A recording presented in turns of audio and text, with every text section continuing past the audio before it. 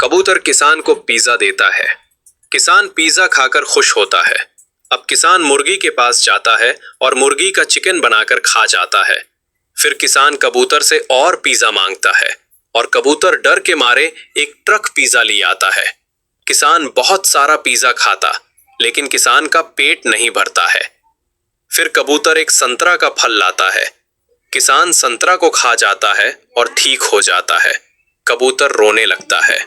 फिर like subscribe नहीं किया